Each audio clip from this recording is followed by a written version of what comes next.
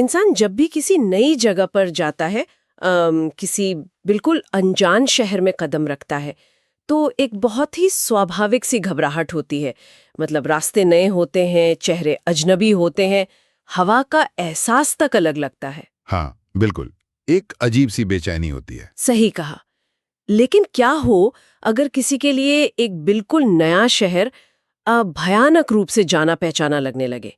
एक अनजान सड़क, एक पुरानी इमारत, सब कुछ ऐसा लगे जैसे बरसों पुराना घर हो। ये तो सुकून देने के बजाय और भी डरावना है। असल में यही हमारे आज के स्रोतों का केंद्र है। आहट 2026 के हालिया ट्रांसक्रिप्ट्स और इसके साथ आए मनोवैज्ञानिक प्रोफाइल्स का जो स्टैक आज हमारे सामने है, वो सिर्फ एक प्रेतवादित कहानी नहीं बयां करता। तो आपका मतलब है कि इसमें कुछ और भी गहरा छिपा है? बिल्कुल। ये एक बेहद खौफनाक सवाल उठाता है कि क्या इंसान की अपनी यादें ही उसके खिलाफ साजिश कर सकती हैं? आज की हमारी इस रहस्यमयी चर्चा का मिशन इस कहानी के डरावने जंप स्केयर्स को गिनना नहीं है। हम इन स्रोतों का गहराई से विश्लेषण करके ये समझना चाहते हैं कि कैसे ये नैरेटिव अपराध बोध यानी गिल्ट, पीढ़ियों और जन्मों तक खिंचने वाले आघात और बचपन के उन वादों के विज्ञान को सामने लाता है। आइए इसके हर पहलू को खोलकर देखते हैं। देखिए, यही वो विरोधाभास या पैराडॉक्स है जो इस पूरी कहानी की नींव को इतना डरावना बनाता है। मनोविज्ञान में एक बहुत ही प्रसिद्ध अवधारणा है जिसे द अनकैनी कहा जाता है। द अनकैनी, थोड़ा समझाएंगे इसे? हाँ, इसका मतलब है वो अजीब और असहज करने वाला एहसास जब कोई बहुत जानी पहचानी चीज अचानक से पराई और डरावनी लगने लगे, या इसके ठीक विपरीत जब कोई बिल्कुल अनजान चीज रहस्यमयी तरीके से पहचानी हुई लगे। ओह, जैसे आप किसी अजनबी से मिलें और लगे कि आप उसे सालों से जानते हैं। बिल्कुल ही। ये सुकून देने के बजाय एक गहरा मानसिक खौफ पैदा करता है। इस कहानी की शुरुआत अगर हम देखें तो बहुत ही सधी हुई और सकारात्मक लगती है। अलीशा नाम की एक लड़की एक नए घर में आती है। हाँ, और उसके नए पड़ोसी हैं राजेश, उनकी बेटी नताशा और बेटा साहिल। सब कुछ एक आम कॉलेज ड्रामा जैसा ही लगता है शुरुआत में। एकदम। नई दोस्तियां बन रही हैं, जॉगिंग के प्लान बन रहे हैं। लेकिन ये सामान्य स्थिति असल में एक मनोवैज्ञानिक पर्दा है जिसके पीछे सबकॉन्शियस यानी अवचेतन की उथल-पुथल छिपी है। और ये उथल-पुथल सबसे पहले शब्दों या व्यवहार से नहीं बल्कि कला के जरिए सतह पर आती है। मतलब अलीशा अपनी दोस्त नताशा और साहिल के साथ घुल मिल रही है, लेकिन जब वो अकेले में पेंटिंग करती है तो कुछ बहुत अजीब होता है ना? बहुत अजीब। उसके कैनवस पर ऐसी लैंडस्केप पेंटिंग्स और एक अनजान डरावनी लड़की का पोर्ट्रेट उभरता है जिसे उसने अपने मौजूदा जीवन में कभी देखा ही नहीं है। ये वाकई रोंगटे खड़े करने वाला है ना? ये ऐसा है जैसे किसी नए फोन में कोई पुरानी भूली हुई बैकअप फाइल अचानक से रीस्टोर हो जाए और गैलरी में ऐसी तस्वीरें सामने आ जाएं जो उस डिवाइस से कभी खींची ही नहीं गईं। है।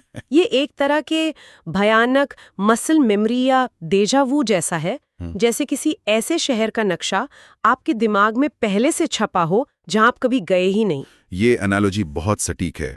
कला हमेशा से चेतन और अवचेतन मन के बीच एक सेतु का काम करती आई है। जब इंसान का तार्किक दिमाग किसी भयानक सत्य या दबी हुई याद को स्वीकार करने से इनकार कर देता है, तो वो यादें बाहर आने का दूसरा रास्ता खोज लेती हैं। बिल्कुल, वो ऊर्जा कहीं ना कहीं से बाहर निकलने का रास्ता खोजती है, रंगों, आकृतियों और सपनों के जरिए। हॉरर कहानियों में और विशेष रूप से इस ट्रांसक्रिप्ट में कला वो माध्यम है जिससे पारलौकिक स्मृतियां भौतिक दुनिया में प्रवेश कर रही हैं। मतलब अलीशा का दिमाग उन चेहरों को नहीं जानता, लेकिन उसकी आत्मा का कोई हिस्सा उन्हें भूल नहीं पाया है। एकदम सही कहा आपने। और ये बिंदु स्रोतों में और भी गहरा हो जाता है जब ये स्मृति सिर्फ कैनवस तक सीमित नहीं रहती। साहिल के साथ जब अलीशा बाहर होती है तो उसे पहले से पता होता है कि एक अनजान रास्ते के आगे एक बंद हो चुका स्कूल है। बिना वहां कभी गए। हाँ, एक विशिष्ट घर को देखकर उसे एक अजीब गहरा जुड़ाव महसूस होता है। वो साहिल से कहती भी है कि उसे ये सब बहुत जाना पहचाना लग रहा है। सुनने वालों के लिए ये एक दिलचस्प बिंदु है कि कैसे दिमाग उन जगहों का सटीक नक्शा अपने अंदर संजो कर रख सकता है जिन्हें आंखों ने कभी देखा ही ना हो। और यहीं पर कहानी एक मनोवैज्ञानिक थ्रिलर की सीमाओं को लांघकर पूरी तरह से सुपरनैचुरल या पारलौकिक दायरे में कदम रखती है। डेजा वू आमतौर पर दिमाग की एक छोटी सी ग्लिच होती है जहां मेमोरी प्रोसेसिंग में 1 सेकंड की देरी होती है। लेकिन यहाँ तो कुछ और ही हो रहा है। हाँ, ये ग्लिच नहीं है, ये एक निरंतर स्मृति है। ये कहानी बड़ी ही चतुराई से अलीशा के इस आंतरिक मानसिक संघर्ष को बाहरी दुनिया के भौतिक खतरों में बदल देती है। जो दबी हुई यादें पहले सिर्फ अलीशा को परेशान कर रही थीं, वे अब हिंसक आकार लेने लगती हैं। यहाँ कहानी वाकई बहुत दिलचस्प हो जाती है, क्योंकि जब ये मानसिक उलझन बाहरी दुनिया में कदम रखती है तो खतरे का दायरा अलीशा से छिटक कर उसके नए दोस्तों, खासकर नताशा और साहिल तक पहुंच जाता है।